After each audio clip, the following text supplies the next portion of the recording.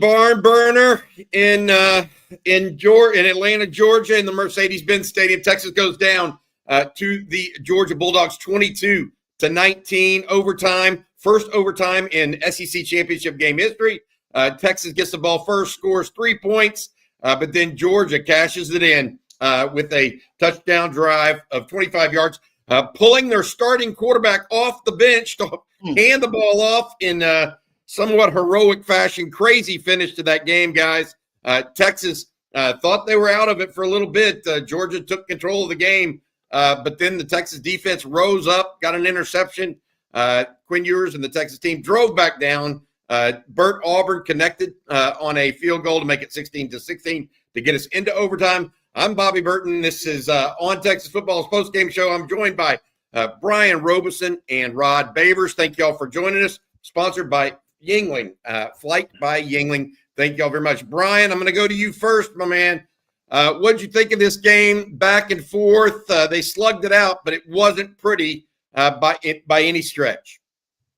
Yeah, I think when you look at this ball game, I mean, I think what you're going to see is, first and foremost, hats off to Georgia. They made the plays that they needed to make in order to win the ball game. But Texas really and truly just couldn't get out of their own way. When you have 11 penalties for 94 yards and 8 for 80 in the first half, and a lot of those were drive killers. You were on your way into possibly putting it into the end zone, and then a penalty pops up in positive territory, and it backs you up, and now the drive stalls, and you only end up with 6 points in the first half.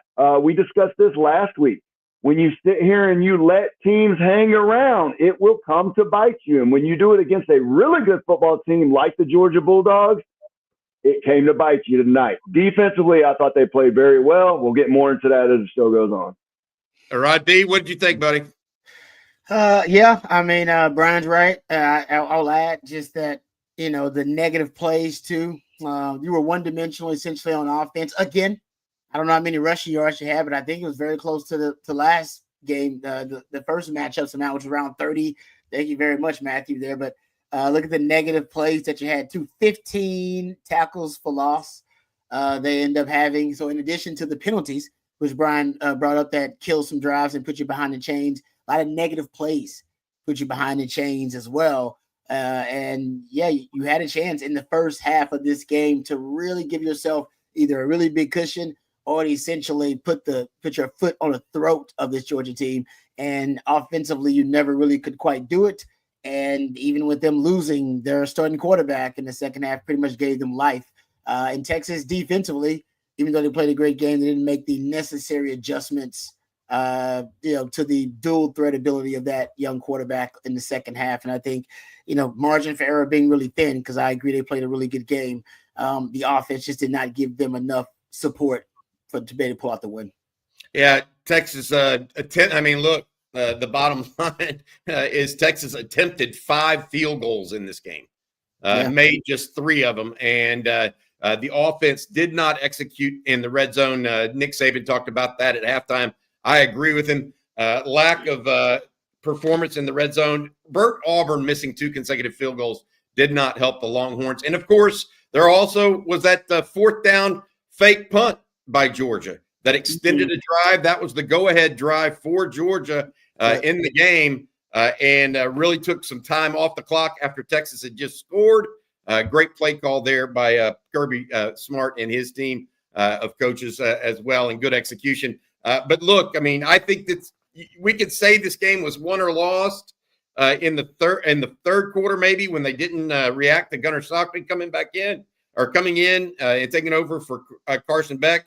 But really, for Texas to outplay Georgia as much as they did, over 200 yards plus in the first half, and Texas only scored 6 points. I think that, to Brian's point, was big. Texas did have 3 turnovers in the game, but only 2 of them were interceptions. One of them was that Anthony Hill fumble at the end of the first half, which, I actually can understand that penalty or that turnover because he was trying to make something out of nothing a little bit there at the very end of the half. But look, guys, I'm looking at the stats right now. What happened to this Texas offense in the second half? Did Georgia just finally start getting home? What happened to the Texas offense in the second half, guys? I think it was clear they couldn't run the ball.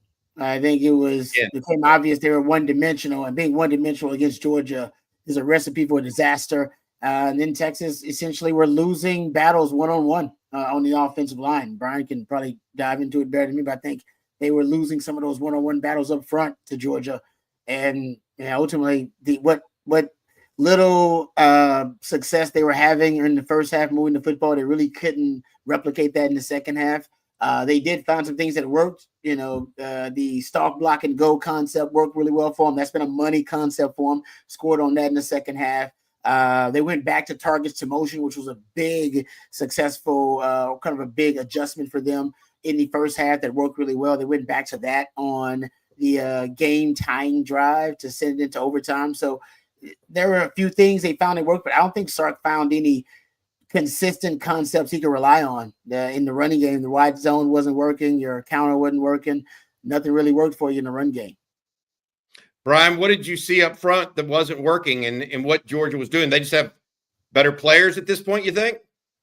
Well, I think you showed them the 2 weeks before, what you're going to do in the run game. And when you play a team like Georgia, they're going to make the adjustments. They're going to expect it. And you can see that right off the bat.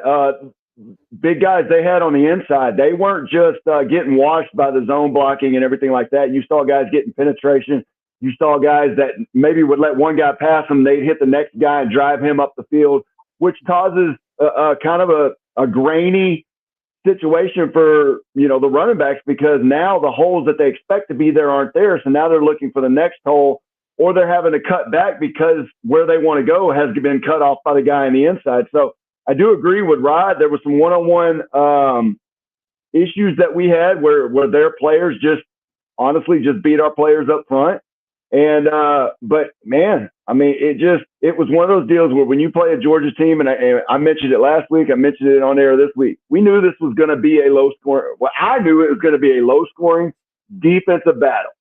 So those run plays that we're talking about, those are gold. If you can get 4 yards on first down, 5 yards on first down, that is gold, because it sets you up in a situation to be ahead of the chains.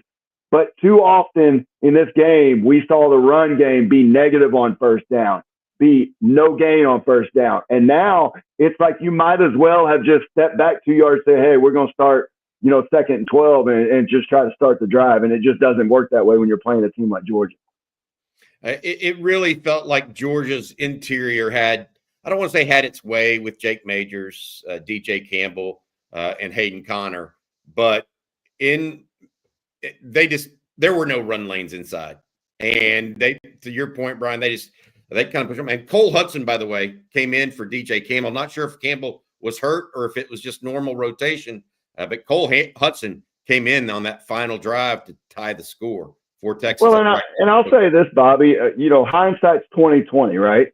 Yep. But when you're playing a team like Georgia, I don't think that the side-to-side run game is what's going to make you successful. It worked against A&M. It worked against Kentucky. It's going to work against some of those teams, that you can get them guys to go side to side. But Georgia's not built that way.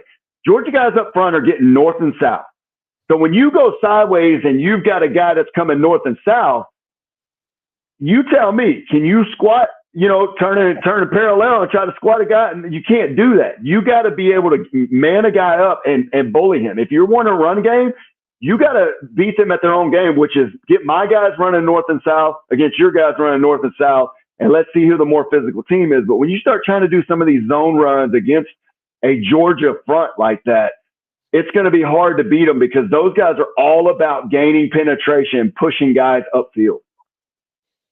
All right, we're going to get to y'all's questions and comments momentarily, but first I want to say thank you to Flight by Yuengling. It is our sponsor for the On Texas Football postgame show. Flight's the next generation of light beer with only 95 calories, and it's an upscale light beer designed to elevate the customer experience with more taste and just 4.2 grams of carbs. Flight's an easy-to-drink beer with a crisp taste. Try Flight from Yuengling. Thanks to the fine folks at Flight and our friends at Faust Distributing. Guys, I got to ask you a little bit now about the Texas defense. They bowed their back a couple times in this game when the game was on the line and showed 2 stops inside their own the Texas 10-yard line, held Georgia to 2 field goals in those situations. Had an overall good performance, especially in the first half. Then Carson Beck comes out, and maybe a wrinkle or two by Georgia with the QB run game keeps the chains moving just enough and keeps Texas off on the field maybe a little too long. What did you think of Texas on defense? Rod, I'll start with you. I think the defense actually played really well. It was an adjustment. I mean, I don't know how often teams have a breakdown. I'm sure there's a scouting report on the backup quarterback, but I'm not sure Texas was specifically game plan for him. Usually when Texas goes up against a quarterback with dual threat ability, they do pretty well, unless they're surprised by it. And, that's Dylan Gabriel last year, right? Surprised by it. It was his biggest and most rushing attempts and his biggest rushing performance of his career. So that wasn't something that was on film. Washington Penix got a couple of quarterback runs out of there via the draw plays. But you have to surprise Texas with it. And I think this young man, they were able to surprise Texas a little bit with the quarterback run game, with empty formation, some quarterback draw. They kept it simple. Texas forced him into making some mistakes. I thought maybe they could have blitzed him a little bit more, but I mean, that's taking a risk, maybe unnecessarily. But I mean, all you can ask from the Texas defense is they held them to 22 points in, 4 quarters and overtime. That should be enough to win you a game. I'm a defensive guy, and I would take on their, and I remember being in that position. Usually holding a team to, 22 points should be enough for Texas to be able to win you the game. But obviously, I don't know if enough adjustments were made and modifications down the stretch. But overall, I'll give the defense I'll give us grading them. I'd give them a B+. Yeah, I tell you what, you look at the stat sheet, Brian, Andrew Makuba with 11 tackles. That tells you how much they had to support the run in this game. And what did you think of the Texas D, Brian, overall? Man, I really thought for the majority of the game, they played exactly how we expected them to play. They were very stout in the run game. You look at the first half alone, 54 total yards, -2 rushing yards. They were just getting them off the field. At the end of the day, they didn't have many plays in the first half, and it was because they would go out there, they'd 3 and out them, get them off the field.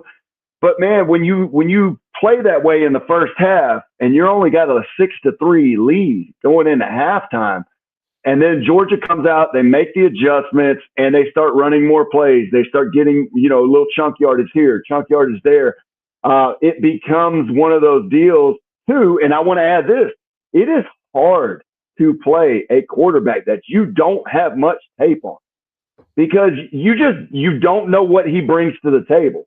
I can't tell you how many times that, whether it be NFL or college, that I have played a guy that we had no tape on, and they come in and he's that extra spark, and it's because they don't have no tape.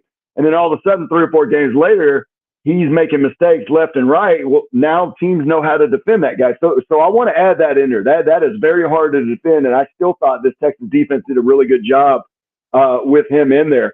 At the end of the day, man, in the second half, Georgia just made more plays. I think when you look at it, there was a lot of holding calls that did not get called on Georgia. Oh, wait a minute. Let's talk about this.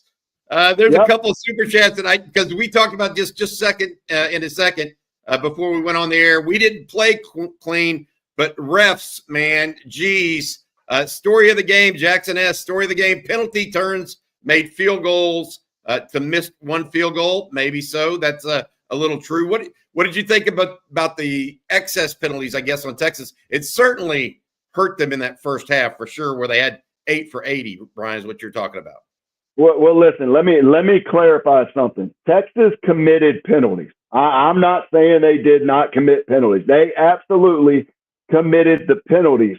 But I cannot tell you how many times they would show a replay or you would see it live, especially on the inside with Georgia's offensive line, holding the D tackles, holding a blitzer, something like that, and it's not getting called. Now, am I saying that's why Texas lost the game? Absolutely not.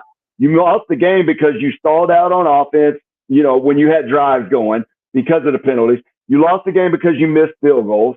You lost the game just from just certain situations. I really thought later in the ball game, in overtime, I thought the two pass plays where they took a shot to the end zone, when it's really more of a situation where you just need to get 5 to 7 yards and just keep the drive going before you can punch in the end zone. But they got to a 1st and 10 and they take a shot at the end zone. You get to a 2nd and 10, you take a shot at the end zone, and then you go for a 3rd down play and it just doesn't work out. Now you're kicking a field goal in overtime. So I feel like those critical situations are the reason why Texas lost this game. But yes, to me, the reffing in this game, it was almost like a payback because of throwing water bottles onto the field in the first game.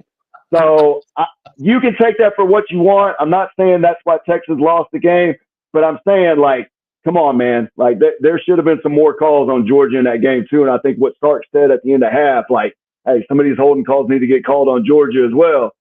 I mean, it's the truth. I got to ask y'all, is this true? Texas went into halftime leading and in part dominating Georgia statistically. Is the third quarter now Texas's kryptonite?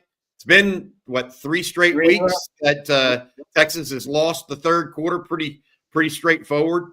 Even when they've dominated the stat sheet like they did against A&M, they still lost that third quarter. What do y'all think overall about the third quarter woes? Rod, I'll start with you. Yeah, it's definitely something that needs to be addressed, right? One is, kind of that's a out coincidence or an outlier. 2, you're like, oh, maybe that's, back consecutive. Maybe that's a pattern. 3, to me, that 3 in a row. Not disastrous third quarters. I mean, where you're actually giving away points in the third quarter. I think that warrants at least Sark and the staff looking into what maybe the psychology or the strategy. I'm sure maybe there's not really much he could do, but it's worth looking into, because 3 in a row, that's pretty glaring. I don't know what the reason could be for that. That's crazy. Brian, what do you think? I think the issue is this, man. When you come out and you have third quarters like that, it changes the dynamic of the ball game. It changes the confidence for your opponent on the other side. And what I mean by that is Texas had an opportunity the last 3 weeks to really put a team away and really put a damper on their mood, really take away the motivation from the fans and everyone.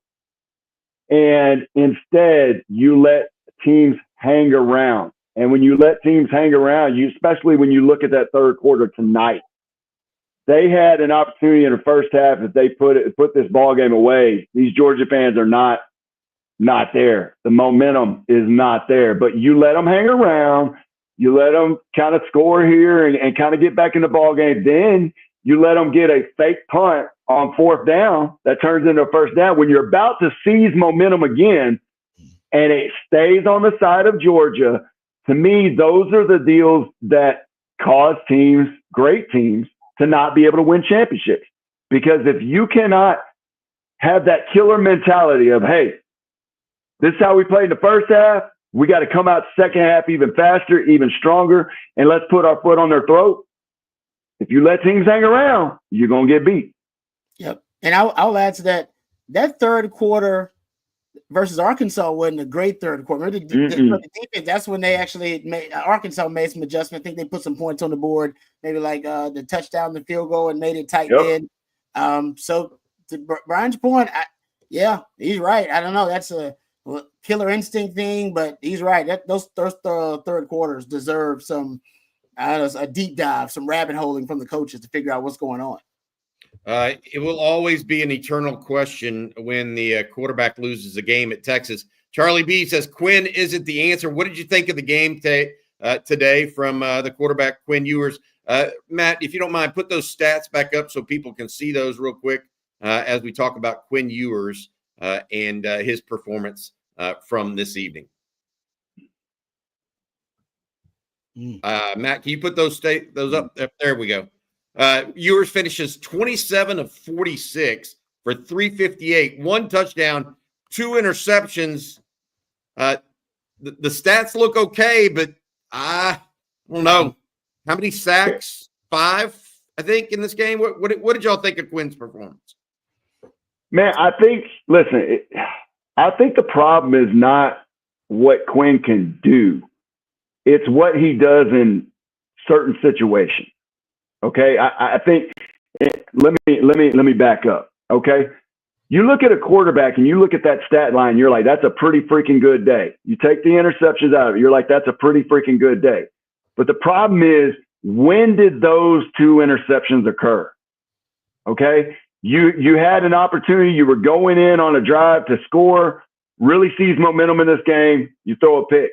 You get late in the game in your own territory, and we're lucky that that game did not end right then and there. You throw a pick. So to me, it's one of those deals is when did the mistakes happen? It's not how many mistakes. It's when they happen. It seems like to me, when Quinn gets in a pressure-packed situation late in the game, that's when one of these mistakes always tends to pop up, whether it's a sack fumble, whether it's an interception. And that's just taking the last 2 weeks in account, right? Mm-hmm. He's got to be more careful, man. Like I understand you're trying to win the ball game. I understand you're the quarterback at the University of Texas. Like, you've got to make plays or people are going to talk down on you. But at the same time, your guy Matt brought it up last week. If you're a game manager, be a game manager, right? Manage the game to give your team the best chance to win. Don't put ourselves in a situation where now the defense has to hold up, has to make a play, has to get an interception in order for us to have another shot to win. Sometimes you ain't going to get that next shot. And that's my only deal. I still think Quinn is the guy. I still think Quinn can take this team to where they need to go, but I think he needs to really, really look within himself and understand why he's making the mistakes when he's making them. Rod D, you have anything to say about Quinn's performance? Yeah, I just think that, he's kind of streaky, unfortunately. And a third-year starter, you don't want him to be streaky. And to Brian's point, once he starts to go on the bad streak, that's kind of what these third quarters are about. Sometimes it's, him not handling pressure well. Sometimes it's just poor decision-making. I mean, that interception that he threw to the one of Matthew Golden, I believe, was running the kind of a comeback route. I mean, that he made his mind up before that ball was snapped. He was going to Matthew Golden, and he was throwing that football because that guy was not open. So I just think he's streaky, and that means he's inconsistent. I'm calling him streaky, but a coach will call him inconsistent. So I think that, to me, and how he handles pressure. I mean, they figured out late in the game, they started lighting him up that Quinn doesn't handle pressure really well, and he still really hasn't progressed in that way. But it also didn't help that his offensive line didn't give him any help at all. I mean, they lost a lot of one-on-ones up front, and it looked all too similar to the first matchup, guys. It did. In terms of running game, pass protection, I think it was better, Texas, because Texas, at least throughout the whole game, seemed to have more solutions, and it wasn't just getting overwhelmed and mollywopped in the first half. But ultimately, when you just look at the product all throughout 4 quarters and overtime, it kind of looks like it looked in that game to me. And that's unfortunate, because maybe they are just a bad matchup for Texas. That's something we threw out there. Some teams are just bad matchups for some teams in terms of roster construction, style, mentality, the strategy they use, the overall profile of the team, and it's fair to say their front seven is a bad matchup for the Texas O-line. I think, and the Texas run game. Trey Weiser and his ability doesn't really mesh against Georgia. They're sure tacklers. That may be the first time I've seen Trey Weiser go down with arm tackles multiple times. Right? I mean, they were grabbing his shoe. I mean, they really were good tacklers. Yeah, agreed. Yeah, good tacklers. Guys, look at the receiving yardage. Matthew Golden, have yourself a day, 162 yards. DeAndre Moore, this was your breakout game, bud. No doubt about it. Silas Bolden, I thought, played well. Look at the issue here is I felt like Gunnar Helm and the Texas tight ends weren't utilized enough. Now, maybe that's because Georgia has really good tight ends, or maybe because they have to keep Gunnar Helm in to help with pass protection. But the Texas tight ends were almost null and void in the pass game, whereas the Georgia tight ends, they caught 2 big passes, even in overtime, right? One on a key first down and another on a route that got them into a 2nd and short. So maybe that was an issue as well. All right, we're going to get to y'all's questions and comments. Also take more from Rod and Brian and let them address some of y'all's comments as well. I'll get it started for us here. Let's start with this one. This one from William Niche. Vast improvement from last game, but gave them too much, too many mistakes. Great game. Texas first round at home. They'll definitely have a first round home game. There's no way Texas, after losing in overtime in a conference championship game, is going to go beneath the number 8 seed in this playoff structure. What did y'all think about the idea, though? Gave them too much, too many mistakes. I'm nodding my head, just thinking of two kicks alone, right? Much less the interceptions that we talked about. Penalties. And you know what? Yeah. I got to say this: the bounces didn't go Texas's way either. A couple of fumbles by Georgia went right back into the pocket. You know, and Texas outnumbered them too on those. They had like 4 or 5 guys around them. It was one of those games. It was like, and the one where was it Colin Simmons who hits the quarterback, and Brownie throws it at the same time. Backwards. I don't know how the hell that ball went out of bounds. Usually that ball will bounce all types of crazy ways. Texas would have scored. It just rolled right out of bounds. It went right out of bounds. I was like, what are the odds? It just wasn't. Yeah, I hate to say it wasn't our day, but Texas, yeah. And then the one with Taft. I mean, he's literally, his arm is laying on the ball, laying on the ball. I mean, it's just, you know, I don't think it's that we gave them too much. I just think we didn't take the life away from them. And that's my deal is this game should have, let me rephrase it. This game could have been put away in the first half. It could have been put away in the first half, just like we talked last week in the post-game show. That game against A&M should have been a 31-0 ball game. Yep. But for whatever reason, that's not happening. And I don't know what reason. I mean, clearly you look at it, the penalties was a big deal.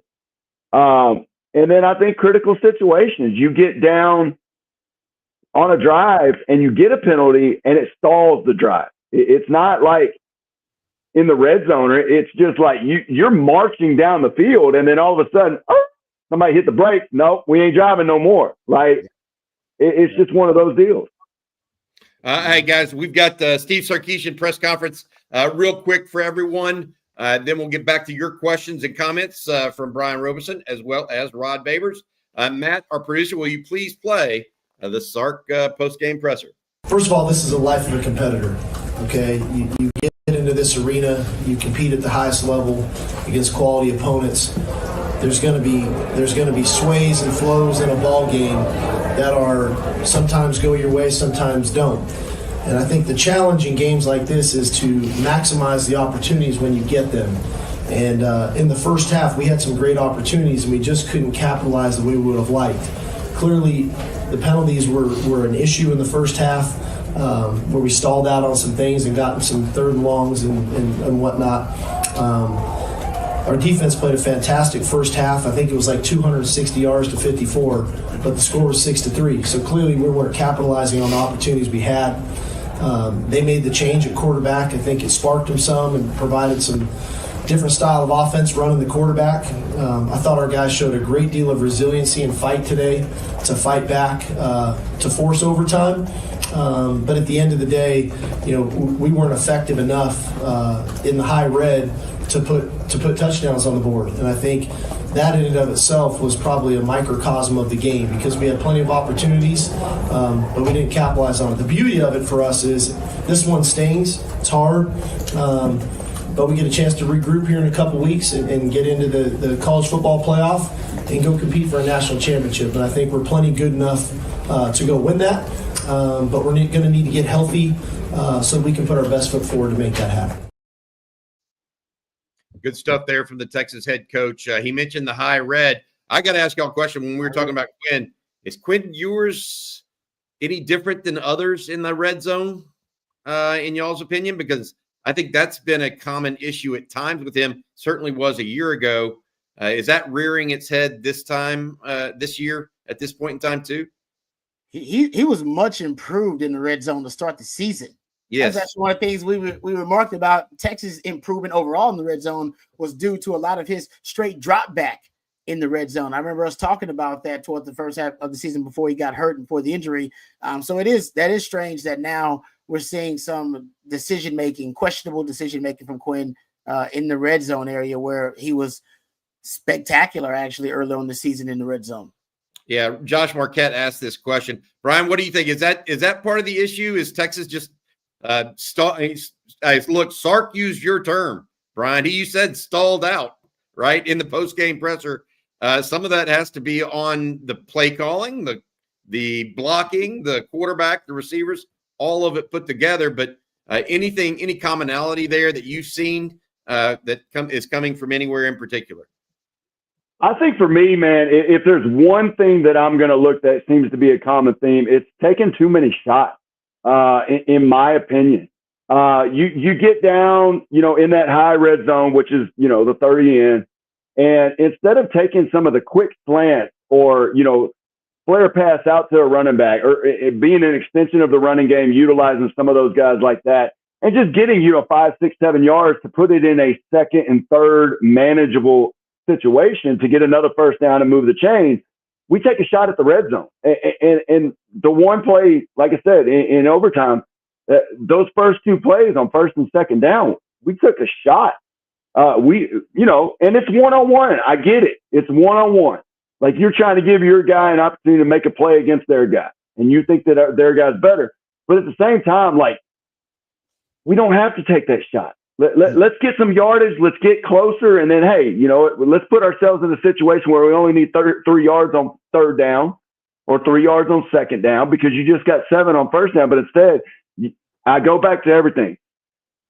When you're talking high red zone and red zone, everybody talks about third downs, right? First downs are just as important as third down. If you don't get a gain or you get a negative gain on first down, it makes it a lot harder for you to score in the red zone and also convert on third down.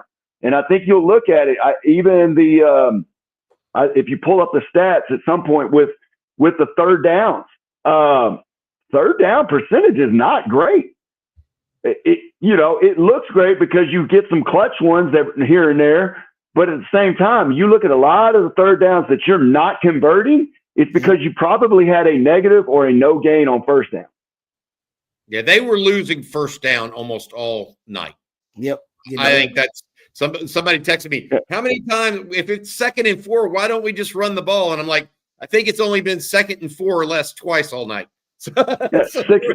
18. That's like 33%, man. That's not great. And it's because a lot of them are in third and longs. Yeah, exactly. Good stuff there. All right, we got more questions to get to. Bobby Petronic says, Steven, I'm sure that's for Steve. PK, inappropriate D, refs, Burt, wide receivers, BS. Texas did suffer some drops, uncharacteristic drops in this game. So I will put some of that, but Burt Auburn's missed field goals, those will definitely be one of those pieces that we come back and talk about. I'm not blaming Quinn, but the missed throws to Wingo and Moore in the fourth and an OT were critical misses. Moore, that could have been a touchdown. That was a great route, I thought. Just barely missed it. I also agree with this, guys. Georgia was the better team when it mattered most. Sometimes that's just what you have to do, in my opinion. Be clutch in critical moments. Yes. Kansas, I don't know, Brian. I don't know how much you watch the Kansas City Chiefs. They're doing it right now in the league. Absolutely. They just clutch in critical moments. And you could even go back to the first game. Look at the first game. Texas had an opportunity there late in the game. It was a one-score game. If they stop and they're able to go down and score, you're talking about a game like this at DKR. But instead, Georgia, when it mattered most, they drove the ball right down Texas' throat, scored a touchdown, and put the ball game away late. So, maybe there's something to that. Yep. I also got to say this. Here he is, CJ Vogel, there live on the floor of the Georgia Mercedes-Benz Stadium. I keep wanting to call that place the Georgia Dome. CJ, you got us the film of Steve Sarkeesian, the post-game presser. What did Sark and the team have to say, and what did you see tonight? Yeah, we heard from Jade Barron and Quinn Ewers, who spoke very candidly, as you would expect after a loss like this. More so than anything, I thought the quote from the two of them that stood out the most was Jade Barron saying, "Look, we have no time for poor me, right? It's back to work. We still got a lot to play for. We got to fix what hindered us tonight." And trust me, there was a lot. I'm sure y'all have broken it down already. But a lot of shooting yourself in the foot from the Texas Longhorns. Steve Sarkeesian agreed, right? Too many penalties, too many times, and trips to the red zone that resulted in 3 points or no points, right? You kick 6 field goals in a game. Regardless, if you make them all, you're probably not going to feel too good if you're a play caller that's the case. CJ, I got to ask you, did Sark say anything or anyone else say anything in the post-game presser about penalties? Sark was pretty quick about it at halftime with the announcer on ABC. Yeah, he didn't add much after that comment at halftime. He didn't go divulge into play calls or penalties or anything like that. But, he did say Texas had 4 holdings, right? That was something that they wanted to clean up after the first game. Obviously, they did not. Running game was non-existent as well. I think it's hard to beat a Georgia team when you rush for 30 total yards. You're averaging right about 2.2 yards per carry outside of the sack. So that, to me, was maybe the biggest hindrance. Penalties aside, you can't run the ball. You're not going to win in the college football playoff. That complimentary aspect, you talk about 7 sacks. Texas doesn't have 7 sacks allowed if they're able to run the football, right? That's taking the ball out of Quinn Ewers, taking the ball out of predictable passing situations. Georgia pinned their ears back and picked on the right side of the offensive line and the left as well. They had success anytime they wanted, whenever they really wanted to dial back and get after the quarterback. You can do that when there's no threat of a run game. Hey, has anybody talked, CJ, in the post game or asked Sark about the third quarter lately? Last 4 games, Texas actually lost the third quarter. I think combined 28-6, and they've had some of their worst play offensively, and even some stretches defensively, actually, where they've allowed teams to really be able to have effective drives in the third quarter. And Texas, of course, seems like they've had bad luck, and something's going on in the third quarter. Did anybody ask about that? No, but it's a heck of a question. I'm sure on Monday there will be some questions about it, probably from me. But look, to your point, Rod, there's been 10 points allowed in the first half over the last 5 games by this Texas defense. And yet, you look at the third quarter against Texas A&M, 2 red zone turnovers. You lose that quarter 7-0. You look at the third quarter in this game, you miss 2 field goals. You're starting to swing around. And, it's a brand new game. Now you're trailing. Now it feels like Georgia has all the momentum. Georgia's in control of the football game. And it was coming off of a half where Texas, they dominated the first half.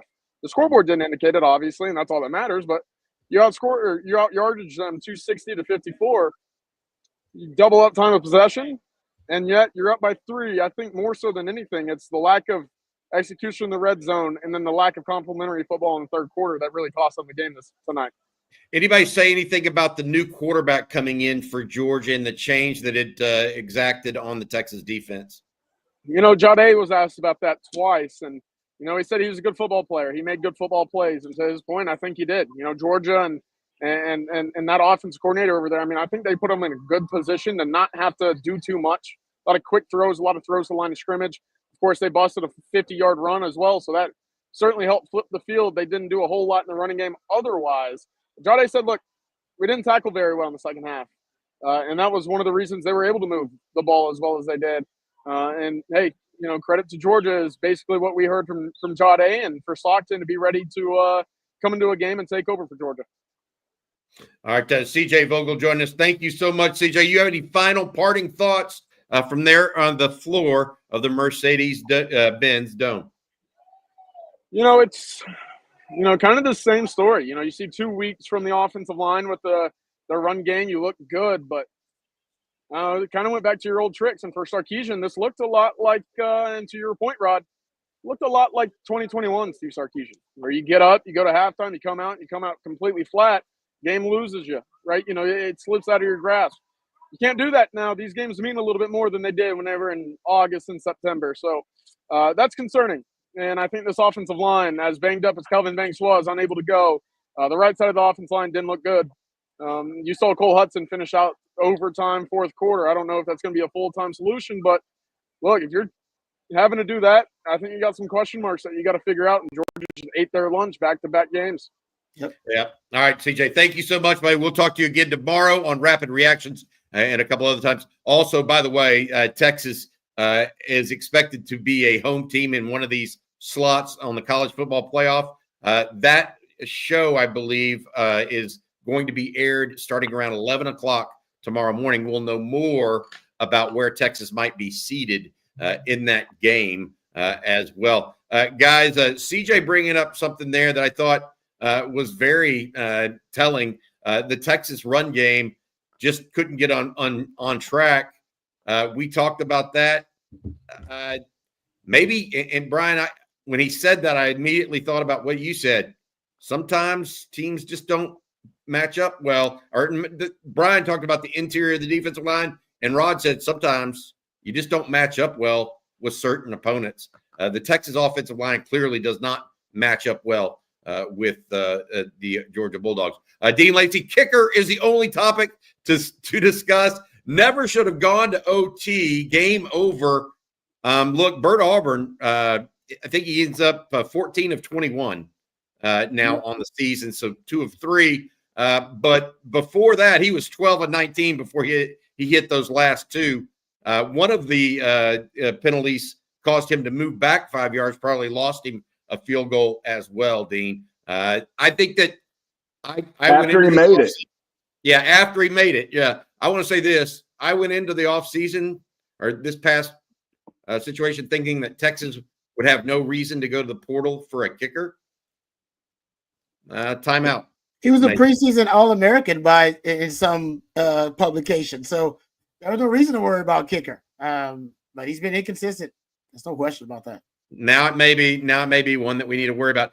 This loss may put us in the 5th seed, which may not be a bad thing. Possible Boise or Arizona State draw could be 6. You think maybe Notre Dame might go ahead of you?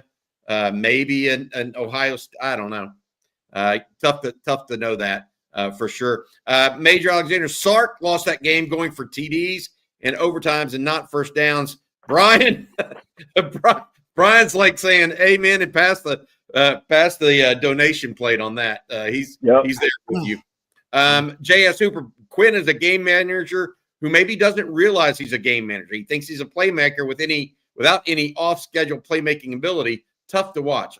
I think that's a little harsh, maybe. But he doesn't have off-schedule playmaking. That's not when he shines. That's not when he's at his best. He's at his best when he's on schedule. He's a rhythm thrower. And yeah, if he's within the parameters of the offense and he's operating on time, he's one of the best quarterbacks in the country. But when you do have to get him deeper into his progressions and then off schedule, there's no doubt he doesn't handle pressure really well and hadn't proven to be improved in that area this season. I'll say this too, right? And this is something to kind of think about. How many times he threw the ball tonight? 46 times? 46. A lot. Yeah. Okay. And this is just me just kind of thinking off memory. Quinn doesn't have good games when he has to throw the ball 40 plus times. He does not have good games. The ones that jump out to me is Oklahoma State a couple of years ago, Kansas State. He just does not have good games. And I think a lot of that may be because he feels he has to press and make the plays. Maybe it is because they couldn't run the ball, right? And if teams know that and they're like, hey, let's make this guy – I mean, you're throwing the ball 46 times. You're going to make some mistakes. I mean, it's just simple as that. Like, it doesn't matter what quarterback it is. You give a guy and put it in his hands 46 times a game and say, go make plays, they're going to make some mistakes, right? And so you got to be in a situation where you don't do that. You look at Georgia on the other side, okay? Everybody's going to sit here and say, man, that backup quarterback for Georgia had a really good game. The backup quarterback for Georgia only threw the ball 16 times. You look at the first half, they had -2 yards rushing. In the second half, they had 143 yards rushing. And you wonder why Georgia was able to win the ball game? That's why. Yeah, the missed field goals and all that. But if you can run the ball and you take the ball out of the quarterback hands where all he has to do is, maybe throw the ball here for 5 yards, maybe extend the chains on a 3rd and 4. You know what I'm saying? You give your team a great shot at pulling out a ball game. And that's where I go back to the first half. Texas has to put this ball game away. They got to score touchdowns and not field goals. That game should have easily, if you score touchdowns instead of kicking field goals, that game should easily be 21-3 going at halftime. Yep. We're talking about a totally different ball game. Georgia comes out, doesn't think they need to run the ball. They got to get the ball, stretch it down the field. So you make them play into your hands, but you don't put the ball game away. They just keep going with their game plan because guess what? We're not out of it. Let's make some small adjustments. Let's keep up with our game plan and see if something gives. But if you're up 21-3, they don't have that luxury. They're like, hey, we got to make some big explosive plays in order to get back in this ball game, and now it changes the whole dynamic of the football game.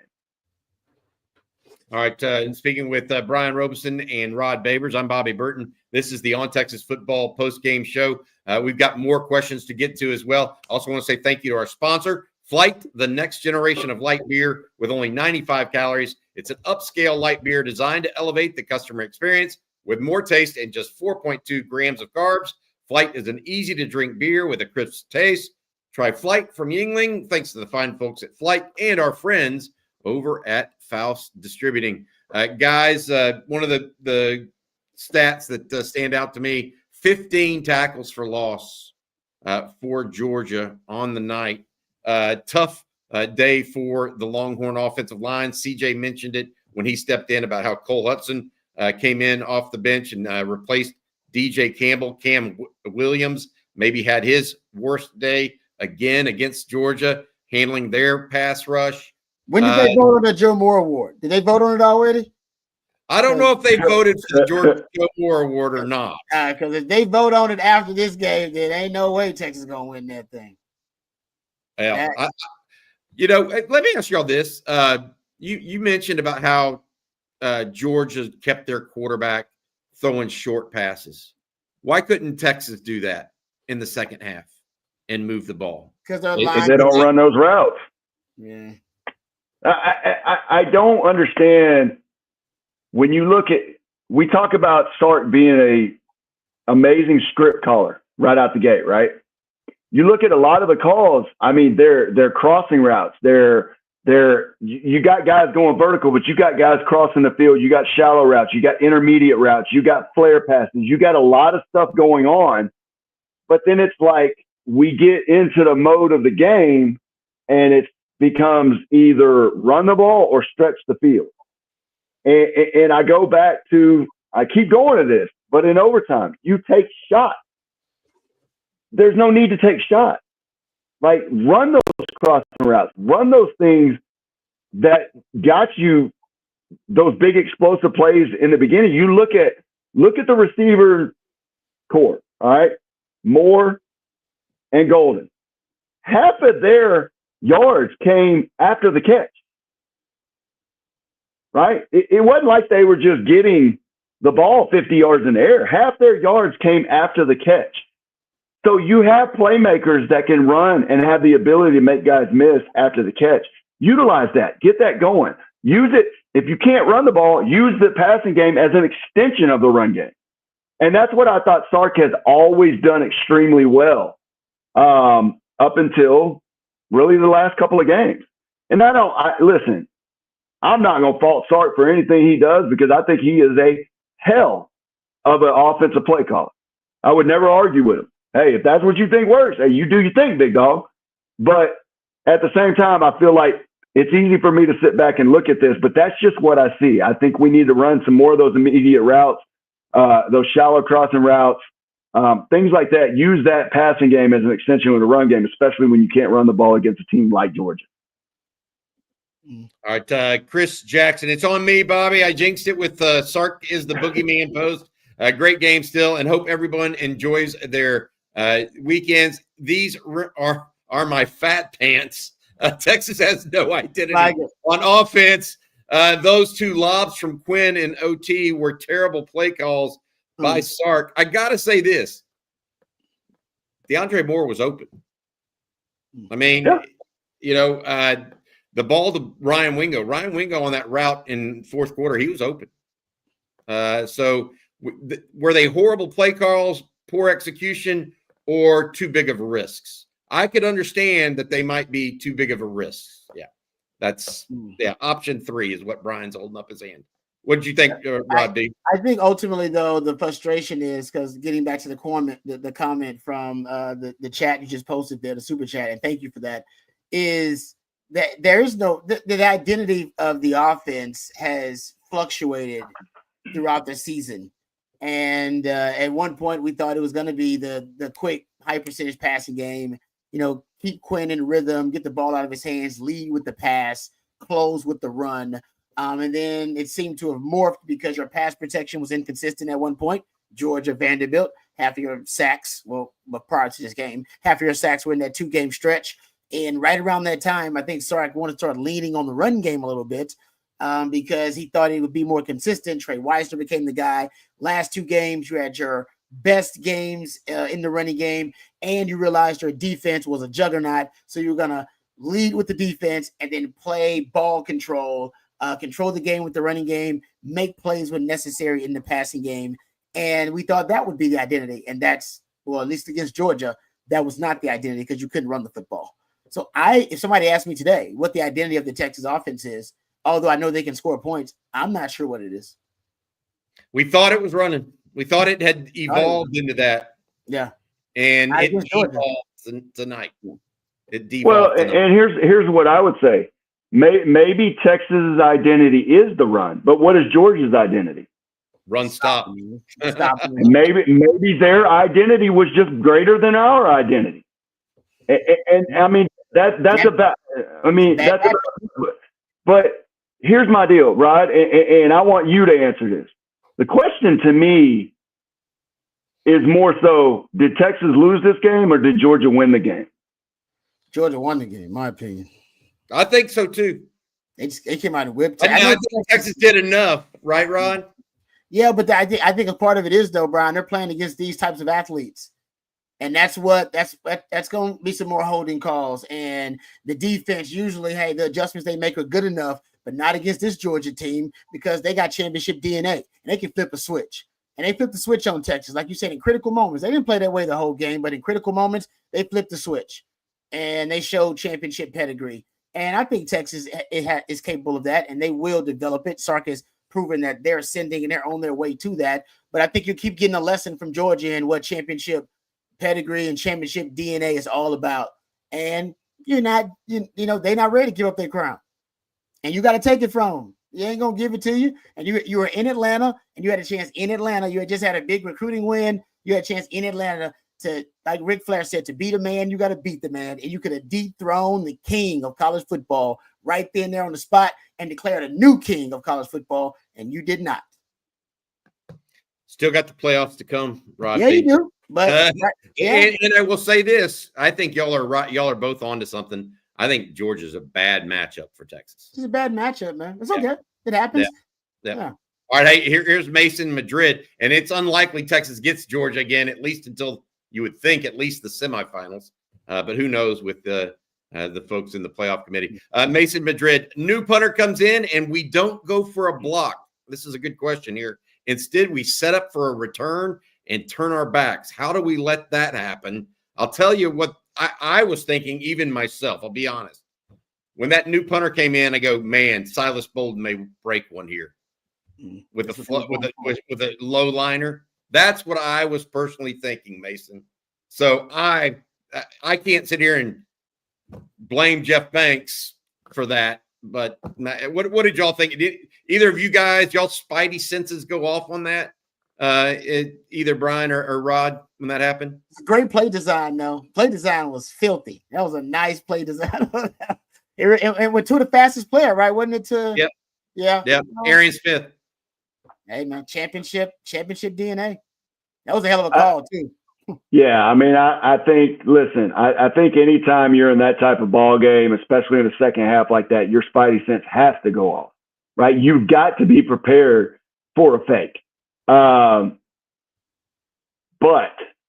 listen, that's one of those plays that changes the whole outlook of the game, because Texas was there and almost was able to seize momentum once again.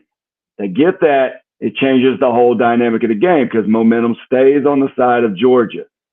So I go back to, you got to expect that in these type of games, because guess what? It's not a win or go home because of the situation they're in, but you're fighting for a championship. You are going to empty the playbook. And Texas should have known, hey, new punter, where we're at on the field, something's got to happen, in my opinion. Something's got to happen, right? And they're not just going to send a new punter out there and just say, hey, go do your deal, Big Daddy. Like, no, something's going to happen. Whether they get, I don't know. Yeah, in my opinion, your antenna's got to be up. Yeah. By the way, Georgia never had to use that punter. Wow. Think about that too. As they went on it, that would have been a 3 and out. And they ended up going on a 9-minute drive that really sucked the time out of the fourth quarter.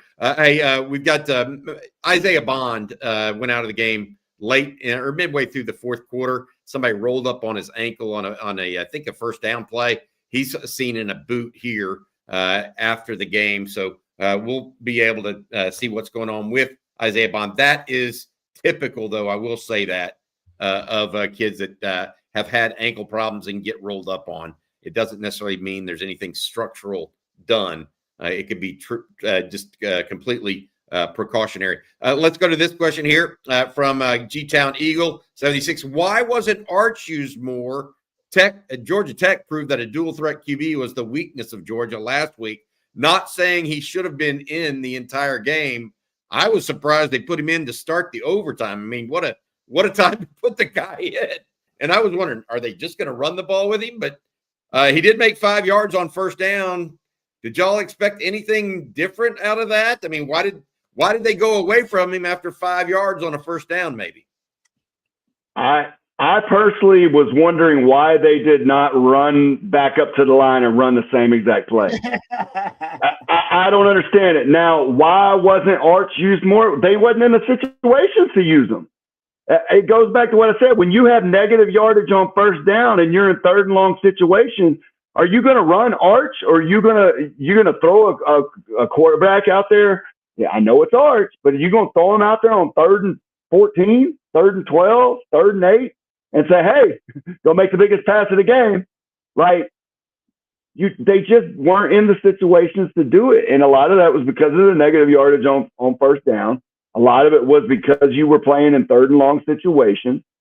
But then it's twofold. You do use them, you get 5 yards. Hey, I'm thinking, hurry up offense. Let's go. Like, get back out there. Do it again. Hand the ball off. Run it the other way. Hey, let them pass it. Like, let's just go whole overtime with it. But instead, they jog them off. They let Georgia regroup. They get back to that. Yeah. I would also say this. I think Texas, Kirby Smart used a really smart timeout in the first overtime, or in that overtime. Because I felt Texas getting ready to run their version of what an old sweep is, where they run it to the short side of the field. Yeah. And Georgia was outnumbered to the short side. Did y'all notice that right when he called the timeout? I'm like, why did he call a timeout? You go back and look at that. Look, their head coach made some good calls, especially when it mattered most. Horn and KC, thank you for the super chat. I'm sorry. Here is your question. Guys, we can discuss Quinn all day. Fine. But is our OL so much worse than their D-line? And how the hell does Georgia Tech run for 500 on them? Seems we bring out Georgia's best. How did Georgia Tech run for? Is it strictly the QB run game? Is that valuable? Like, obviously, it was pretty valuable. What do y'all think? It does make a difference, the +1 the run game. And I will say, Georgia, they can flip a switch, guys. They have been in championship situations time and time again. How many SEC title games they didn't play it in now? I mean, some crazy number like that in this run with Kirby Smart. So, guys, in those situations, in those critical moments, I call it flipping a switch, but they do have the ability to crystallize their focus and then play their best football in those moments. And I think that's kind of what you saw in this game. And yeah, I agree. I watched Georgia the last 3 weeks. Watched that Georgia Tech game. I mean, guys, they allowed over 5 yards per rush in the last 3 weeks. I mean, they were one of the bottom 25 worst rush defenses in the last 3 weeks in college football. And unless they're preparing for Texas the last 3 weeks, I don't know. I think it's either or a bad matchup for Texas, period, in terms of the front and the scheme. And also, man, when they play Texas, their championship DNA, they ready to go. That's when they play their best football. And, hopefully for Texas, they learn from that, and we see Texas play their best football in those big games. But the two biggest games of the year, two of the biggest games of the year for Texas, they got overwhelmed on the front, on the offensive line. That's the troubling thing. Yeah. Hey, look, it's harder to block than it is to play defense.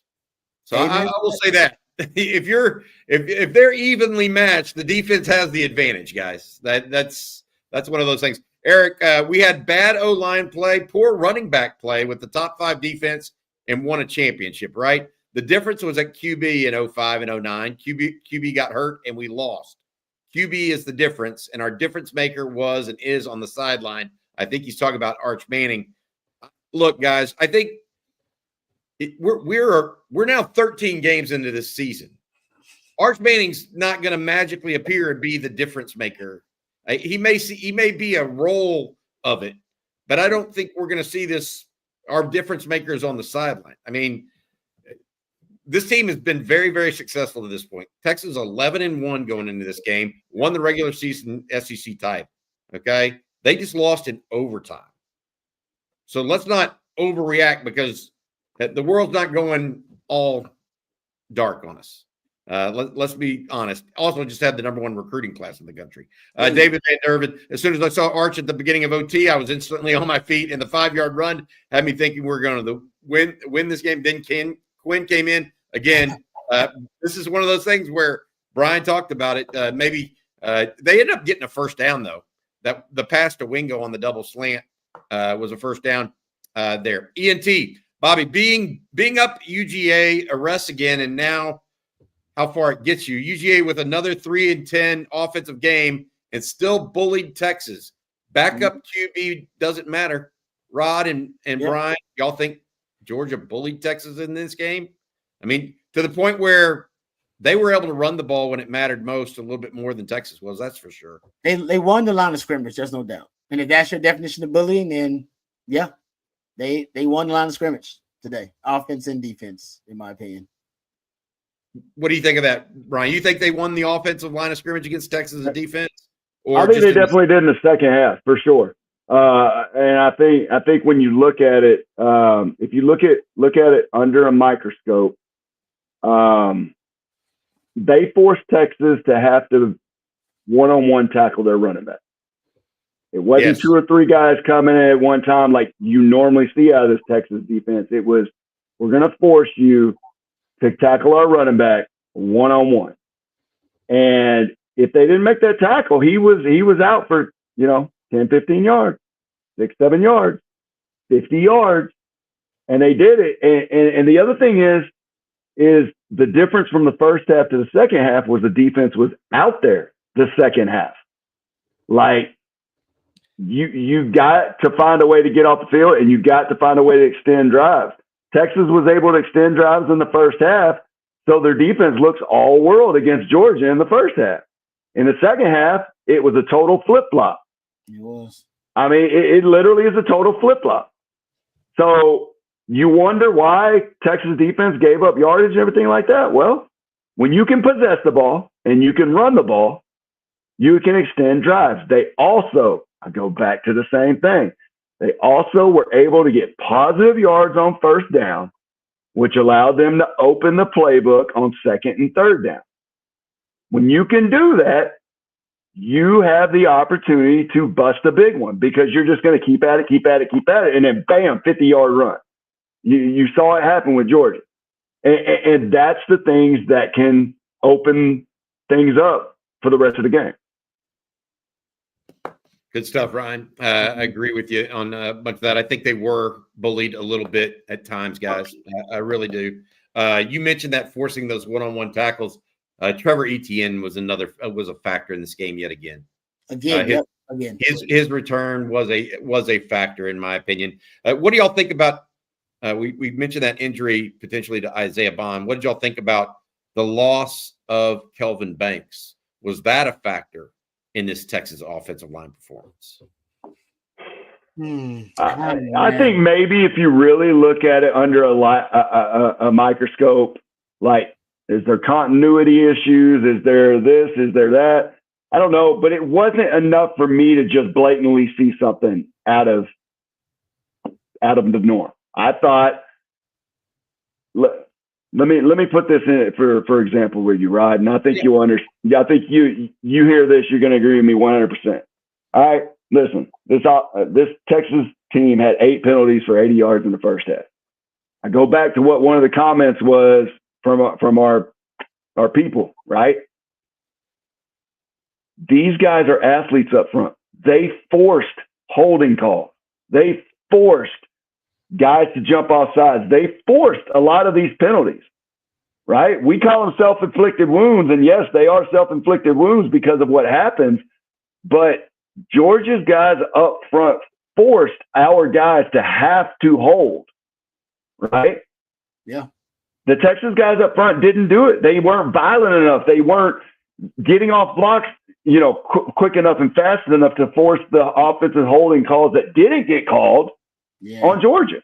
Yep. So in my opinion, it goes back to that. Like, maybe it is a bad matchup, but I didn't see any, going back to the original question, I didn't see anything blatantly obvious that said, oh man, the Kelvin Banks injury really hurt us tonight.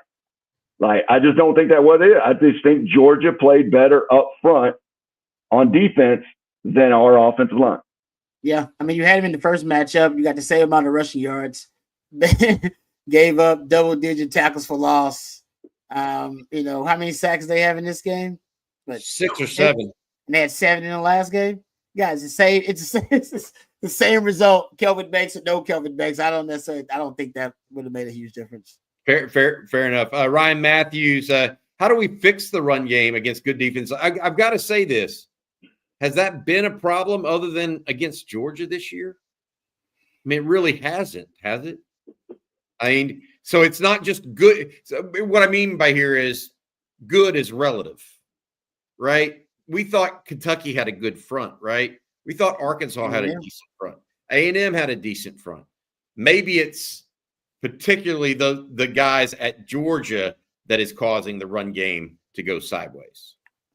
I agree with that, too. I agree with that, Bobby. I think it's not just good defenses. It's the Georgia defense. Agreed. Yeah, and I think it goes back to what we talked about earlier. I think it's the way Georgia plays up front. You can get some of these teams running sideways with this zone run scheme, and they'll run sideways with you because that's what they're taught to do. Georgia's not taught to do that. And they can do it. Don't get me wrong. We've seen them do it with other football teams. They will run sideways with them, right? But I think Kirby Smart, with the familiarity that he has with Sarkeesian, understands that the way we beat that running game is by gaining penetration, pushing guys up the field, getting north and south. And that's, to me, what we have seen both times that Georgia has played them is they try that zone gap run scheme type deal, and guys are just getting pushed up the field, or they're letting the guy go. Like, they're backdooring guys, right? You don't normally see that, or let me rephrase that. You're normally not taught to backdoor those type of deals. Georgia guys do it. They backdoor it. And I don't know if it's something that they've seen, like, hey, they don't block the backdoor guys very well. They kind of let them run free or whatever like that. But for some reason, these Georgia guys are doing it, and they're making plays, or they're making the running back cut to where the hole's not supposed to be. So I think there's something to do that. If they have to see them a third time in the playoff, it's going to be one of those issues that I think Sarkeesian and this offensive line are really going to have to take a deep dive and look into on, like, hey, the sideway running blocks ain't working. Like, we're just going to have to lay our hats on it and say, we're going to be more physical than you, running you over. Yeah, Go ahead, Rod. No, I just said but I agree. First of all, I think Brian's right, but there are not a lot of teams that present that problem. The problem is in the playoff, you could see that one or two other teams that present the formula that Georgia presents that could really be the antidote to your running game, which is they got D tackles that can penetrate. They got edges that can keep contained and set the edge. Linebackers that smother space. I mean, Sark creates space. Those linebackers smother space. And like you said, Bobby, DBs that tackle well in the open field. They come out and they smack you. They come downhill and hit you. So, yeah, you could get open downfield against them a little bit. I think we saw guys get some space. But then you're gambling with how often Quinn is going to stay clean. And how often that you can actually keep him clean against pressure when you're trying to throw the football downfield. So they stop the run with all those things I just mentioned earlier. And your quick passing game, to Brian's point, it doesn't matter because of those linebackers' ability to suffocate space and those DBs' ability to tackle in open space. So all the windows are downfield, which is why Sark kept chunking it downfield. He kept chunking. He's like, man, that's where my windows are. Because you ain't got many windows underneath. You every now and then you got one. That's usually kind of a busted coverage or something they missed out on.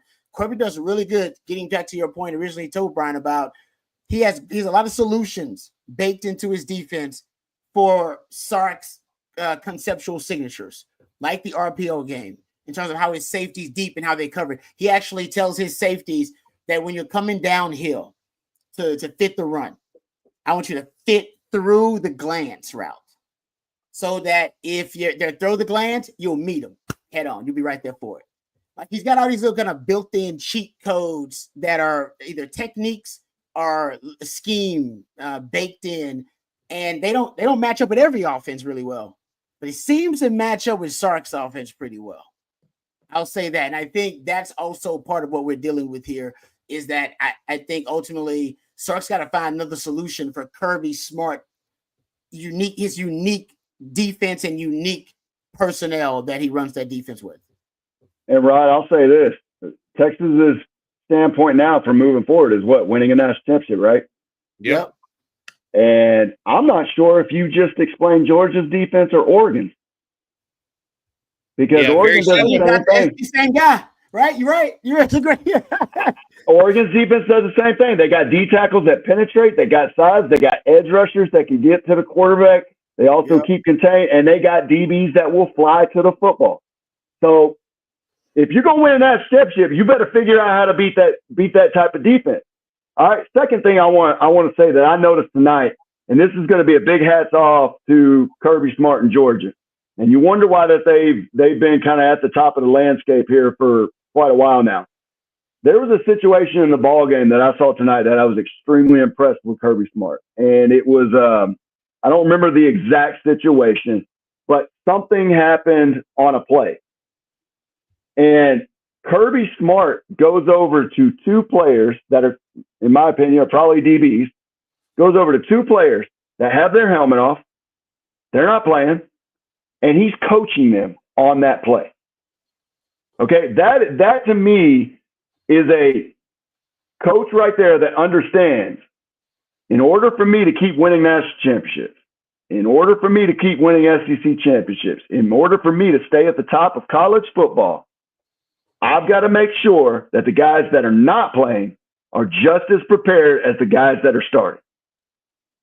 And to me, that was a huge case. You don't see that very often, Rod. You know it as a DB. You don't see often that something happens on the field and a head coach is going over to young players that are not playing and say, hey, listen to me, like this. You see what happened there? This is what happened. This is what they're going to do. You got to be prepared for that, right? He's coaching those guys up for 30, 45 seconds. Like, that's good stuff. And that's why you're going to see it. And that's why the next generation of Georgia guys are also coached up. And that's why I predicted if Texas, because I think Texas will at one point ascend to be the top of the mountain, right? They can be the king of college football once again, but it's clear it's going to go through Georgia, or at least, one of those big, whether it be Oregon too, or one of those big programs. And I'm with you. I think for Texas, I see the development. I see that kind of coaching, but you're right. That's next level. And it just shows you that, Kirby Smart, man, there's a reason that he's the best in the business. He doesn't let anything. There's always a moment to coach up a guy, and for him to be coaching up those guys in that moment, this shows you that's why they're the king of college football right now. Yep. This question for you guys from Horn and KC. B. Rob and Rod B. How close were we to getting fatigue to be a factor after their 8 overtime game? We dominated time of possession in the first half. Were you two thinking that would come into play at all? They did. You guess what? This is one of the more shocking ones. After Texas literally dominated almost by a 2x factor time of possession in the first half, Georgia ended the game with more time of possession than Texas. Brian or Rod, y'all want to take this question, whether or not you thought Texas was on the cusp of getting Georgia, say, uncle a little bit because of fatigue? Yeah, not with the way they were running the football. I feel like because the Aggies also came off a 4 overtime game when Texas played them, and I actually thought they looked fatigued. Now maybe they were faking injuries because guys kept going down at the end. But getting back to Brian's points, because you were imposing your will, you were beating them down. Like you kept running the rock and pounding the rock against them. So yeah, those guys were getting battered and bruised trying to match up with your big humans. And this game down the stretch, I don't know if you wore Georgia out because you didn't make them chase your speed necessarily that often, and you didn't pound the rock, so you didn't wear them down in that way. Not the same way you wore down the Aggies, who also were coming off an overtime game. I feel like I'm gonna take a little bit of the opposite here. I tend to agree with Rod a lot, but on this one, I think Texas just didn't put the ball game away, and it allowed Georgia to have life. I don't know if they were fatigued, but I do think Texas had an opportunity to take Georgia out of the ballgame. I think you capitalize and you score touchdowns instead of field goals or missed field goals, and that's a totally different ballgame. That ballgame may be a runaway in the second half. They may not. Once again, I go back. They wouldn't have the luxury to run the ball if they're down 21-3 at half, right? So I go back to this. Texas has to learn that if you let teams hang around, they're going to have the opportunity to beat you, or they are going to beat you. It's been poor teams that they've let hang around, and they were able to come out on top. You look at Arkansas. You look at Kentucky. They were able to put those games away late, okay? Georgia, that's not going to happen. You let them hang around, and you let them have momentum, and you let them just kind of stick around. You don't put things away, they're going to beat you. Even with their second-team quarterback. That's the one that stings for me, guys. This is my Paxton saying, "Go off, Bobby." You know what we both saw? I saw a Texas team that couldn't capitalize on opportunities, that got beat up front. But you know, I wrote this morning on Texas football. Sark gave Kirby Smart, and not just Kirby Smart, but his entire team, the ultimate compliment on Monday. He said Georgia has the heart of a champion. And I said that when we first started this conversation tonight, and I think that's absolutely true. I think that they played that way and fought that way. There are a number of other issues, whether it's just barely missing, whether the fumbles bounce back up into a Georgia player's gut, you know, when they're trying to drive down there, whether it's 2 missed field goals, whether it's a 4th down, fake punt. The thing that's going to hurt for me in this is this was a winnable game. Oh, yeah. How many times do you play in a championship game that's winnable and lose? Yep. Those are the ones that hurt the most for me. Because I was on the Cotton Bowl floor when Texas lost 46-3 to Miami. Texas wasn't winning that game, guys. Nope. That wasn't a disappointment after about the first half. Okay. This was a disappointment because it was a winnable game.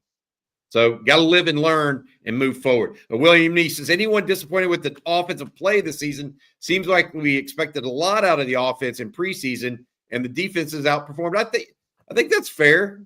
I mean, we've been the Texas hasn't gone over 20 points, I think, in 4 of the last 5 games. They hit 20 against Arkansas, right? And I think Florida's the only time, or Kentucky, they went to 31. A&M 17, Georgia 16, even with a defense that's smothered. So I think that's fair. Y'all think that's fair that the offense has kind of been a little underwhelming and the defense has clearly been one of the better parts of the team? Yeah, I think, and it's been stretches where it's something different for the offense that's holding it back. I remember the stretch for the offensive line, and now we're probably talking about the offensive line again. Quinn's injury and then the inconsistency from Quinn following the injury. I think the running game, of course, it found its groove in 2 games against Kentucky and A&M, but it has largely been an inconsistent running game for a lot of obvious reasons, injuries being a part of that too. I think the offensive line not getting a push. So I just think there have been different things that have held the offense back, and we all expected everything to come together in a perfect storm at one point.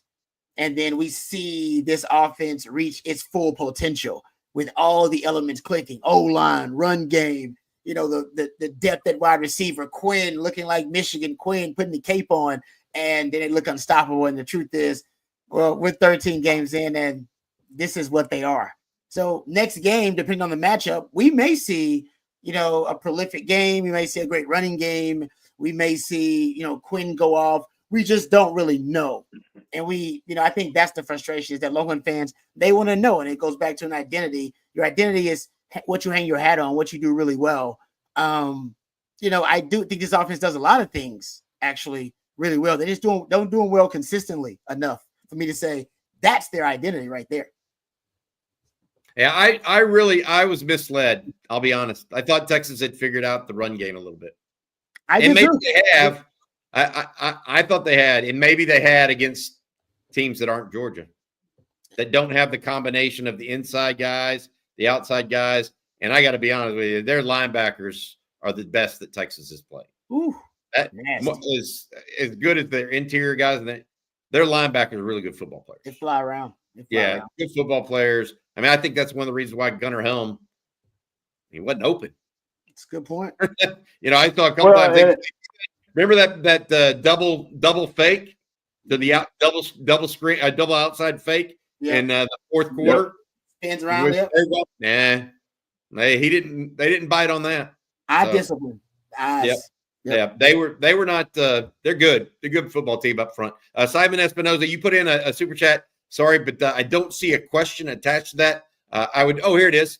Offensively from last year, we really miss Adonai Mitchell. We don't have a guy who could get gone one-on-one. I think TCU, his adjustment on the ball, also some of the worst run fits I have seen from a PK defense in a long time. Brian, you said that some of that leaked out on the backside with ETN.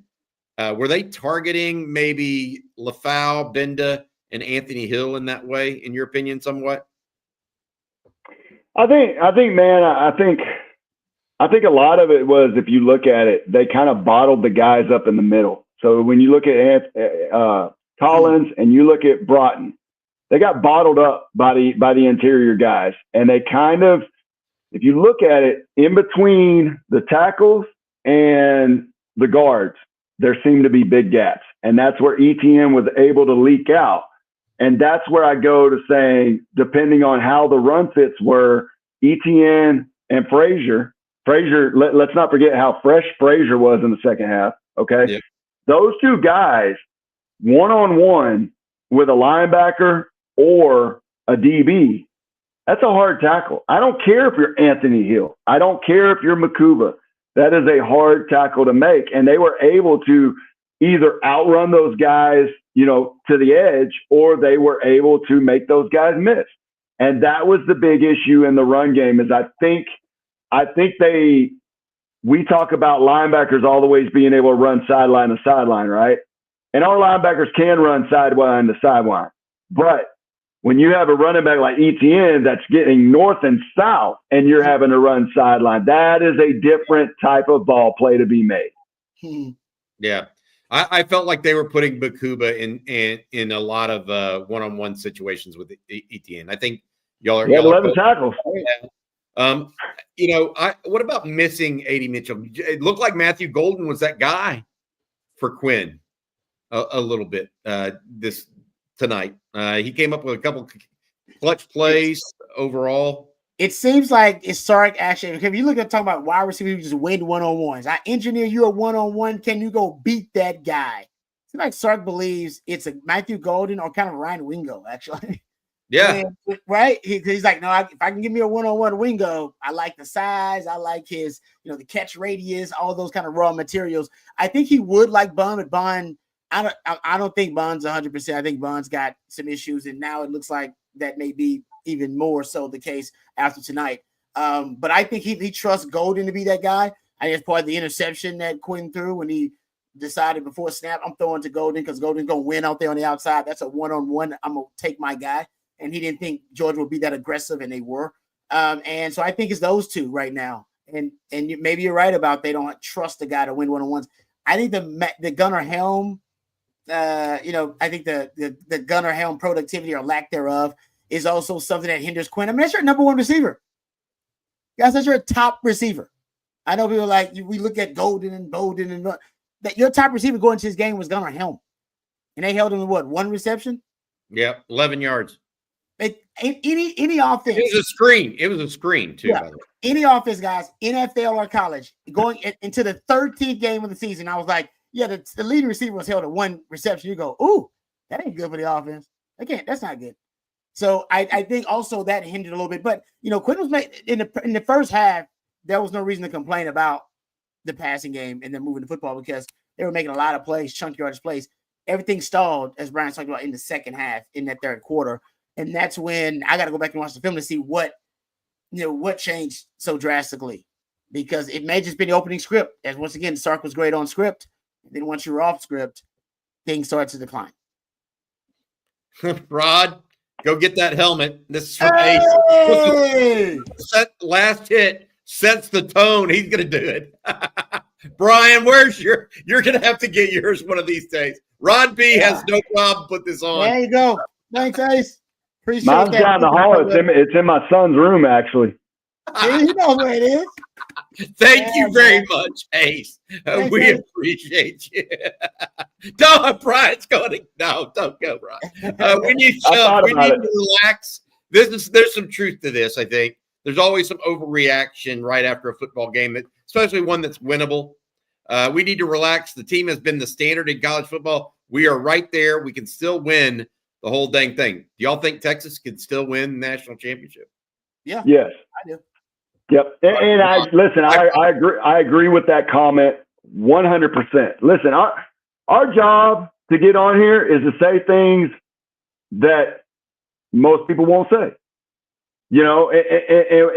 Our job is to be harsh. We've been harsh after wins. We've been harsh after losses, right? We try to pick apart the things that can make this team even better, right? Do I think this team can win a national championship? Yes, I do. I'll tell you why. Because I think defensively, they are still the best defense in the country. Even after tonight, I have no problem saying that about this Texas defense. Okay, offensively, I think Rod said everything perfect to a T. The only problem with this offense is inconsistent right now. You see flashes of it. You see quarters of it. You see drives of it. But on a play-to-play basis, the consistency is not there. You just have not seen a full game where this offense, I think, has hit its full potential. Now, does that worry you that they may never hit their full potential? Yeah, absolutely. But that's not to say that it's not there. It's not to say that one game they don't show up and become the best offense in the country. Okay? Fact of the matter is the difference between college football this year and years past is one loss, for sure 2 losses, has always ruined your season. There's no shot at it anymore, right? The difference this year is you've got a 12-team playoff, all right? You just got to hit your stride at the right time. Georgia game, it's over. SEC championship, it's over. What do we do now moving forward? And if they can hit on all cylinders, they can win a national championship. Thank you, Brian. William Nish, culture bounce back in 2 weeks. This team won't mope. They'll be ready. There's some truth in that. I hope to see that. J.S. Hooper, at this point in the season and what we've seen, what does Quinn bring to the offense that Arch doesn't. We need a Jalen Tua realization from Sark. I'm just the opposite of this because I've seen Arch Manning make turnovers, guys. I'm not saying he's y'all think that. I don't think you throw the baby out with the bathwater, I guess. You were 11-1 with Quinn Ewers as your quarterback. There's an old saying from Darrell Royal: "Dance with the one who brung you." Damn right. Now, I know Brian and I know Rod, and I think the world of Arch Manning's future. There is no doubt in our mind, not mine at least, that I think he's going to be a great college player and a great pro player, probably. That is not the only reason Texas. Quinn Ewers isn't the reason Texas lost the game tonight, guys. Nope. They couldn't run the football. You can't run football. And that was Quinn's not perfect. He doesn't have great legs, so he doesn't extend plays a lot. I get it. Look, Charlie B, I saw Texas with a QB problem. I think that was one. Charlie B's here. Quinn is injured. We're not winning with him. Charlie, yeah, look, I hear it.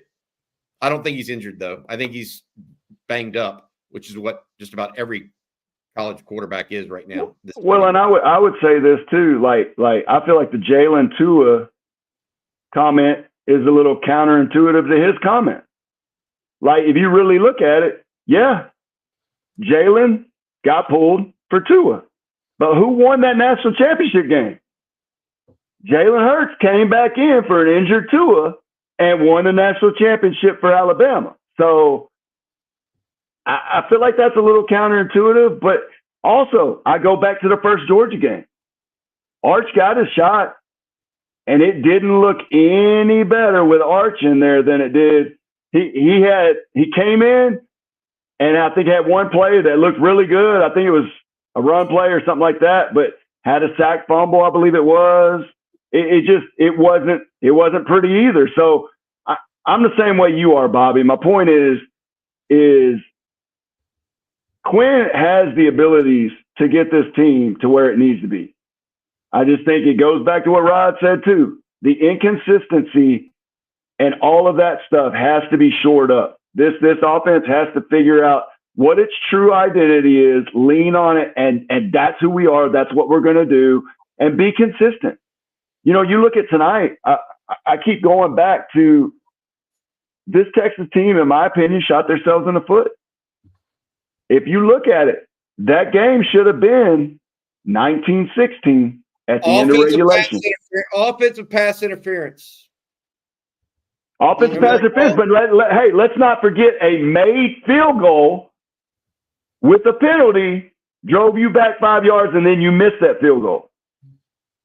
I mean, listen, the point is, if you want to win championships, you got to be consistent on offense, and you got to be able to stop people on defense. It's as simple as that. They've got part of that equation down. The inconsistency is the problem, and the shooting themselves in the foot is the problem with Texas right now. Can they shore that up going into playoffs? Yeah, I agree. I agree with you. Hey, Brian, they are right about this. Tua won the championship for Bama on a walk-off TD. Yeah. What you're talking about is the SEC championship game. Yeah, you're right. There you go. Yeah, I was wondering why Ryan was tilting his helmet. He didn't realize I saw that helmet tilt. I was like, damn it. I done said something, but hey, I wasn't going to back down. I was going to keep talking. You're good, Brian. JS Hooper set you straight in a nice way. Thanks, JS. Chris Jackson. Quinn still led the drive to tie the game. Auburn made the kick to tie it after all that had happened before it. Some truth to that. I will say Quinn was also one throw away. Man, I still love that route that Ryan Wingo ran that was almost a touchdown. And I'm talking about the one where the ball was just a little bit tough. On the other hand, rank our units 1 to 8, D-line, secondary linebackers. That's a tough one. I will say this. Let's take the best unit on offense and the best unit on defense that you guys would go to war with right now. Do that for me. Best unit on defense. I'm gonna hard not to go to secondary, so I'm gonna go secondary. Best unit on offense in this game. Oh, that's tough. Like wide receivers. Wide receivers is your best unit, and you got 200-yard receivers there. So, got it. Brian, what about we're talking about in general, right? Or just you can talk about this game or in general. Rod took it into the game. Why don't you do general since Rod took this game? Man, in general, I'm going D-line on defense. I got to go D-line because I think without the D-line, these linebackers don't come running clean the way that they do often. Offensively, I'd say the receivers, man. I think they're the best unit on the offense. I think a lot of times they block their ass off, which is not what you get out of most of your receivers. I think they go to war for this offense. I really do. I think this wide receiver unit does the dirty work as well as the clean work as well. All right, we got a couple more super chats I think I've got to get to here. JD says Ewers seems to lack the killer instinct. Maybe. I think that some of that is just the offense as a whole. I really feel like they don't have that haymaker that they can throw right now. Yep. I don't see like Trey Wisner is a really good player, but he's not the back that fits against Georgia, right? They don't have that A1 receiver right now that fits against Georgia. Quinn Ewers is not a high first-round quarterback. And I think when you start looking around, you need those sorts of things if you're going to run a pro-style offense and beat a Georgia. I really believe that. So Georgia Tech's a little bit different because of the running quarterback threat. Let me ask this question. Why do we not, when we get in the situations where we're going to throw a 50-50 ball, why do we not put Gunnar Helm out there on the edge? I mean, to me, that would be a mismatch nightmare to put a safety on Gunnar Helm. You know, you get in that high red zone and you want him to run that route and just throw it up to him. Like you look at Kansas City, they do it with Kelsey. They split them out wide. They make you choose who you're going to put on them, and they just say, my guy's better than your guy.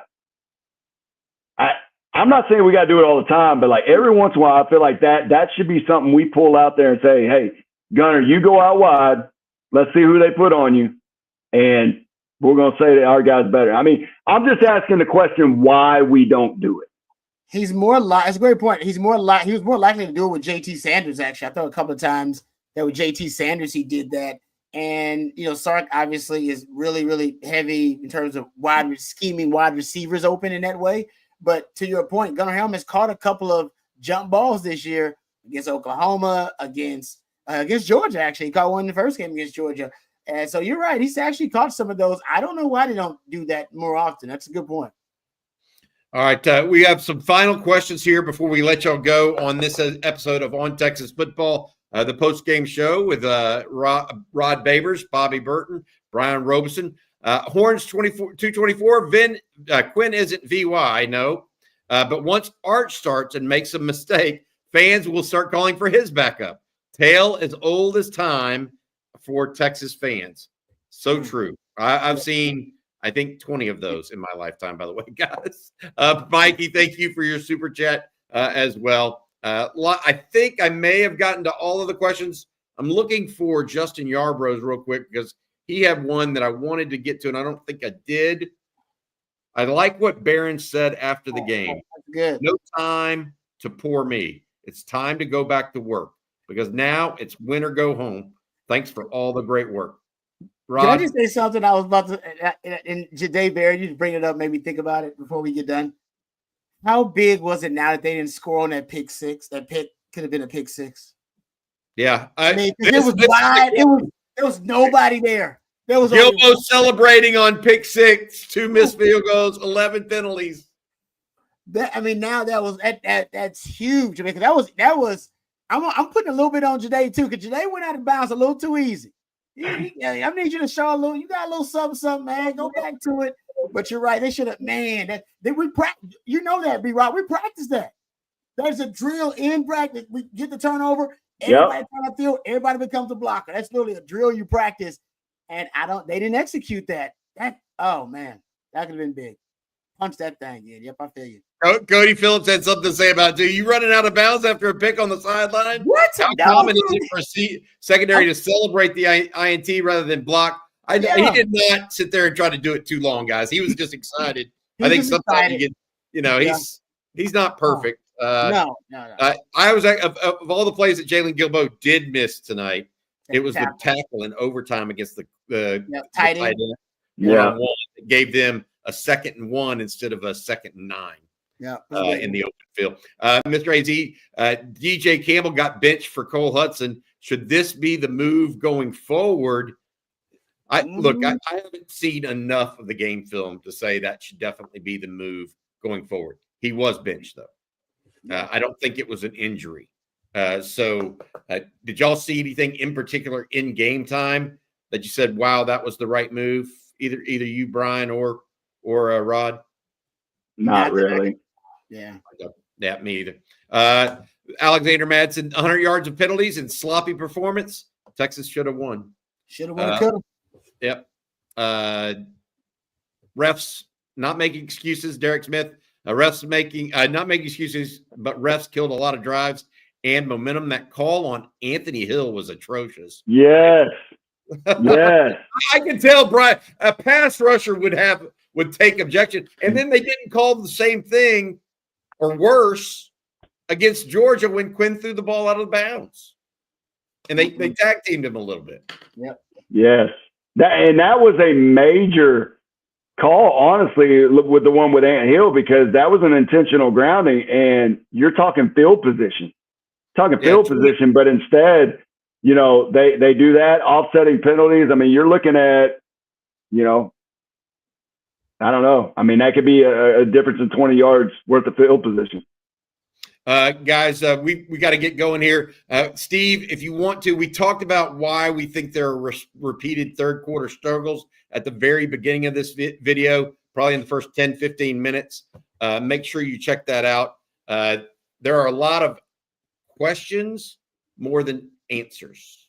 Yeah. So I think is that the summary is that a fair summary, Rod? And CJ said he's going to ask Coach about it. Nobody asked Coach about it in the post game, but CJ, because CJ's our brave soul that goes out there and puts a face to those hard questions. He's going to ask Coach Sark about it. I can't wait to hear what Sark has to say, because it's been like four games in a row where they've had some real shaky third quarters. Yeah. This one from Eddie Martinez. Does Texas still get a bye in the first round? If Clemson wins, do the rankings really change after what they said? Texas will not get a bye. Buys are only for conference winners. And just FYI, Clemson is beating SMU right now 24-7. Damn. Okay. Yeah, that's not going to happen. Cody Clearman, thank you for the super chat. I did not see your question, Cody, but maybe we can get to it another time if you put it back in. All right, guys, that's going to do it. Also, special thanks to CJ Vogel for joining us earlier in this episode. Thanks to Matt Hutchison, our producer behind the scenes. And Brian and Rod, special thanks to both of you guys. The regular season is now over with the loss in the SEC championship. Texas finishes the regular season 11-2. Still, in my opinion, a victory of a season of sorts, despite the sting right now that I'm feeling about not winning a championship. Still, if you look at it in the macro perspective, try to take it the right way. Texas still in the playoffs, have a chance to continue playing on. They'll play either the 20th or the 21st of December. So just 11, 12 days away. And it will most likely be at home. We'll find out that answer tomorrow at 11 a.m. When the selection show begins. So let's wait and see what happens and where Texas is going to who Texas is going to play. We do believe Texas will get a home game out of it. So we'll all make the trek to Austin one more time. All right, for Rod Babers and Brian Robison, thank you all for watching tonight. Thanks also to our sponsor, the good folks over at Flight by Yingling, and our friends at Faust Distributing. Try Flight. It has just 4.2 grams of carbs and 95 calories. For Brian, Rod, and our producer, Matt Hudson, and for all of you guys, have a good night. Hook 'em. Hook 'em.